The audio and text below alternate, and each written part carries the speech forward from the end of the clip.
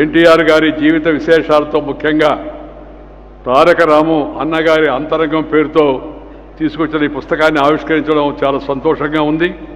ఎన్టీఆర్ శత జయంతి ఉత్సవాల్లో భాగంగా NTR celebration committee, NTR literature and souvenir and website committee ఆ మహనీయుడి యొక్క సినీ రాజకీయ విశేషాలను పుస్తక రూపంలో తీసుకురావడం చాలా అభినందనీయం. ఎంత గొప్పవాళ్ళైనా చరిత్ర దాన్ని తనలో నిక్షిప్తం చేసుకొని చరిత్ర ద్వారా నవతరానికి యువతరానికి తెలియజేస్తూ ఉంటే ఆ పరంపర అలాగే కొనసాగుతూ ఉంటుంది. అందుకని దాన్ని అక్షరబద్ధం చేసి పుస్తక రూపంలో తీసుకురావడం అవుతుందో, అలాగే ఆయన పాత చిత్రాలు వాటి సచిత్రమైన వివరాలన్నీ మన ముందు ఉంచడం అవుతుందో చాలా గొప్ప పని అది.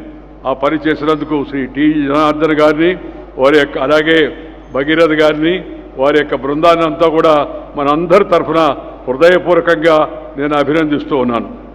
ఈ పుస్తకం చాలా ఆకర్షణగా ఆకట్టుకునేలా ఉంది. నేటి తరం తెలుసుకోవాల్సిన అనేక విషయాలు దాంట్లో ఉన్నాయి. అందరూ కూడా పుస్తకాన్ని తెప్పించుకొని చదవవలసిందిగా కోరుతూ ఉన్నాను.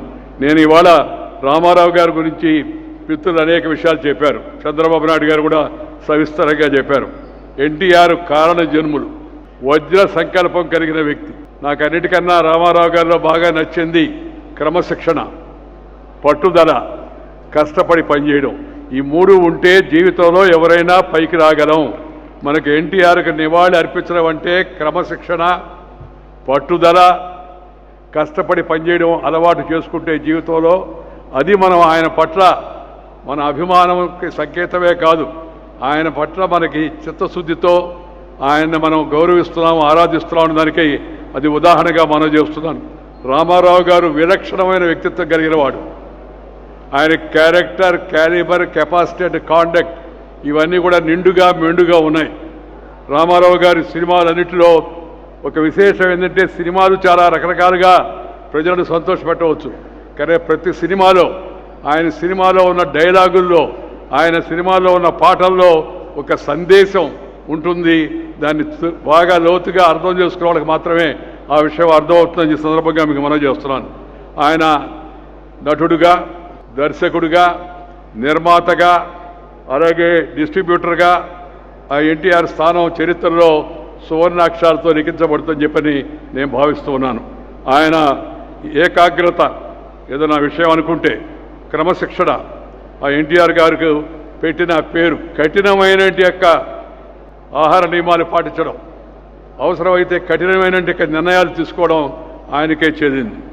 ఆయన నాయకుడిగానే కాకుండా ప్రతి నాయకుడిగా కూడా తన విలక్షణమైన యొక్క వ్యక్తిత్వంతో నటనా వైదుష్యాన్ని చూపించి ప్రజల యొక్క మనసులో పేరుగాంచాడు. ఇందాక చెప్పారు కదా, రాముడిగా, రావణాసురుడిగా.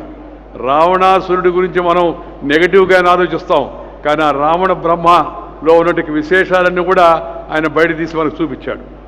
అలాగే శ్రీకృష్ణుడిగా, సుయోధనుడిగా. ఆయనకి రామారావు గారికి దుర్యోధనం ఇష్టం ఉండదు, సుయోధనుడు అని. ఆయనలో ఉండే యొక్క మంచి గుణాలు, గొప్పతనం అవుతున్నాయో వాటిని కూడా బయటికి తీసుకొచ్చాడు. ఆ తర్వాత సరే ఆ జీవితంలో చేసిన చెడు పనులు అవుతున్నాయో సినిమాల్లో వాటిని చూపించారు కూడా. కానీ ఆ ఉండే యొక్క సుగుణాలను వెలుగు తీసుకొచ్చి సినిమా రూపంలో ప్రజల ముందు పెట్టిన వ్యక్తి శ్రీ ఎన్టీ రామారావు గారని చెప్పే సందర్భంగా మనం చేస్తాను. ఆయన స్ఫురద్రూపి, అందగాడు, ఆకర్షణీయమైన ఆద్యంతం చూస్తూ ఉంటే ఇంకా చూడాలనిపించే యొక్క ముఖం ఆయన్ని. చాలా తక్కువ మందికి ఉంటుంది ఆ విధంగా. వేషం వేసుకుంటేనే కాదు, వేషం వేయకపోయినా, రంగు పూయకపోయినా రామారావే అందరికీ ఆకర్షణీయంగా ఉండేట వ్యక్తి. ఆయన నటనా కౌశల్యం ఏమవుతుందో అది మామూలుగా ఆయన సినిమాల్లో నటించే వాళ్ళని అభిమానులు పొగుడుతుంటారు, సహజంగా పొగుడుతారు, మామూలుగా వాళ్ళకి టైటిల్స్ కూడా ఇస్తుంటారు.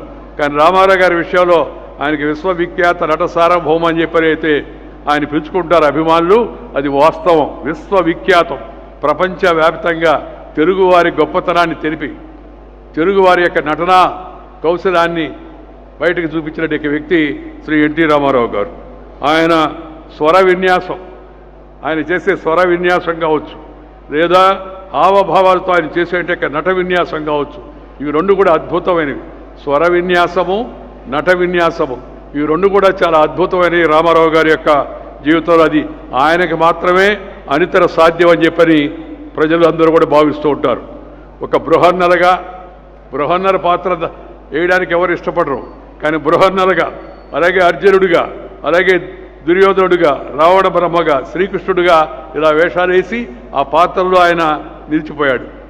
నాకు ఆ మధ్య ఆచార్య రంగా గారు, స్వాతంత్ర సమరయోధుడు, కీర్తిశేషుడు, పెద్ద ఆయన నేను అప్పుడప్పుడు వెళ్ళి ఆయన దగ్గర కూర్చుంటూ ఉండేవాడిని.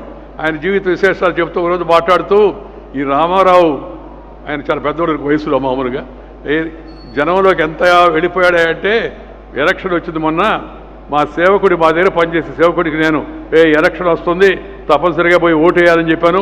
అలాగే అన్నాడు. పోయేటప్పుడు చెప్పాను, నువ్వు వెళ్ళి, ఆయన కాంగ్రెస్లో ఉన్నప్పుడు, నువ్వు వెళ్ళి చేతి మీ గుర్తు మీద ఓటు వేయరా అని చెప్పాను. సరే స్వామి అని వెళ్ళాడు, ఓటు వేసి వచ్చాడు. వచ్చిన తర్వాత ఏందో కొద్దిగా అట్ట నక్కి నడుస్తున్నాడు. ఏమయ్యా ఓటు వేసావంటే వేసాను సార్ అన్నాడు. మరి ఎక్కడ ఓటు వేసావు? అక్కడే కదంటే అక్కడే వేద్దాం అనుకొని పోయానయ్యా. ఆడకి పోయి చూస్తూ ఉంటే ఆ సైకిల్ కనపడి, ఆ సైకిల్ చక్రంలో శ్రీకృష్ణ పరమాత్ముడు కనపడ్డాడు. దీని మీద ఏమన్నాడు, దాని మీద వేసానయ్యా అన్నాడు. అంటే శ్రీకృష్ణుడు ఎలా ఉంటాడో మనం చూడాల, శ్రీకృష్ణుడు ఇలా ఉంటాడు అనే భావం ప్రజల్లో, సామాన్య జనంలో, పామర జనంలో అందరిలో కూడా బాగా వెళ్ళిపోయింది. దానికి కారణం ఏంటంటే ఆయన చూపించినట్టు నటనా కౌశలం. మనం ఇవాళ ఆయన వజ్రోత్సవాల గురించి మాట్లాడుకుంటున్నాం, మిగతా విషయాల గురించి నేను ఎక్కువగా ప్రస్తావించను. ఆ సినిమా యొక్క ఆయన గొప్పతనాన్ని, ఎలాంటి నటన చేసి ఎంత జనాన్ని, ఆ ఎన్టీ ఓడు సినిమా చూడాలని నాటుండేవాడు ఊర్లో వాడు, ఎన్టీ ఓడు మామూలుగా మాట్లాడితే, ఆ ఎన్టీ ఓడు సినిమా చూడాలరా, ఏం చేశాడు రా అని చెప్పి ఎడ్ల బండ్లు వేసుకొచ్చి సినిమాలు చూసి జనం వెళ్ళే పరిస్థితి ఆ రోజులో ఉండేది నా చిన్నప్పుడు అంతా కూడా. అలాంటి తన నటనతో ప్రజల్లో బాగా చొచ్చుకుపోయిన వ్యక్తి ఆయన. అనేక పౌరాణిక పాత్రల్లో ముఖ్యంగా ఆయన పరకాయ ప్రవేశం చేశాడు. దాంట్లో ప్రవేశించినట్టుగా ఆయన ఒకవైపు సాత్వికమైన పాత్రలు నటిస్తూనే మరొక వైపు ధీర గంభీరమైన పాత్రలు కూడా పోషించాడు. యుక్త వయసులో ఉన్నట్టు ఆయన చిన్న వయసులోనే భీష్ముడి పాత్ర వేశాడు. భీష్ముడు ఎలా ఉంటాడో మనం చూడాల. భీష్ముడు అంటే ఎన్టీ రామారావు గుర్తొచ్చే విధంగా ఆ భీష్మ పాత్రను నేటికి కూడా ప్రజలు మర్చిపోలేట అనుకుంటే, భీష్ముడు అంటే రామారావు గారు కనపడేట పరిస్థితి వాళ్ళకి తీసుకొచ్చాడు ఆయన. అలాగే దేశ రాజకీయాల్లో కూడా ఆయన ఈ కాంగ్రెసేతర పార్టీలన్నింటినీ ఒక చోట చేర్చి, అన్ని పార్టీలు కాంగ్రెస్ వ్యతిరేకిస్తూ ఉండేవి, కానీ కాంగ్రెస్ ఎన్నికల్లో గెలిచేది. ఎందుకంటే వీళ్ళు ఎవరికి వాళ్ళు పోటీ చేసేవాళ్ళు. అన్ని పార్టీలను దగ్గర చేర్చి ఆయన నేషనల్ ఫ్రంట్ అని ఏర్పాటు చేసి కాంగ్రెస్ యొక్క ఢిల్లీ పెత్తనాన్ని కూడా సవాలు చేసి అక్కడ ఆయన తన శక్తి సామర్థ్యాలతో, తన యొక్క ఓర్పుతో, నేర్పుతో, దక్షతతో మరి నేషనల్ ఫ్రంట్ని దేశంలో అధికారంలోకి తీసుకొచ్చేందుకు ఆయన ప్రయత్నం చేశాడు.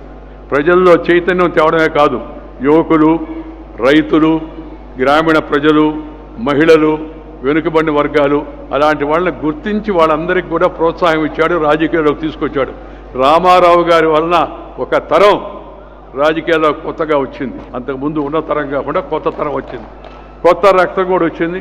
అందుకే అనేక అభివృద్ధి సంక్షేమ కార్యక్రమాన్ని చేపడితే అవన్నీ కూడా విజయవంతం అయ్యేందుకు వాళ్ళందరూ కూడా సహకరించారు. రామారావు గారు ఇంకో ప్రత్యేకత ఏంటంటే, ఇందాక చెప్పారు కదా, ఆడపడుచుల పైన అభిమానం. జనాభాలో సగం ఉన్నారు, వారికి కూడా రాజకీయ అధికారం ఉండాలి, దానికి ముందు ఆస్తిలో అధికారం ఇవ్వాలని చెప్పని ఆస్తి హక్కు కల్పించినట్టు అసలు ఎన్టీ రామారావు గారు చరిత్ర మర్చిపోదు ఆ విషయంలో మాత్రం. అదేవిధంగా రామారావు గారు బలహీన వర్గాలు, వెనుకబడిన వర్గాలను దగ్గర తీసి వాళ్ళకి జిల్లా పరిషత్తులో రిజర్వేషన్ కల్పించాడు. అంతకుముందు లేదు, రాజకీయ రిజర్వేషన్ లేదు, రాజకీయ రిజర్వేషన్ కల్పించాడు. మహిళలకు, వెనుకబడిన వర్గాలకు ఆయన ఇచ్చినట్టు ప్రోత్సాహం అవుతుందో అది చరిత్రలో ఎప్పుడు కూడా నిలబడిపోతుంది. అన్నిటికన్నా ముఖ్యమైనది, రామారావు గారు అవినీతి పరుల గుండెల్లో స్వప్నమై నిలబడ్డాడు. చండ శాసనుడు ఈయన.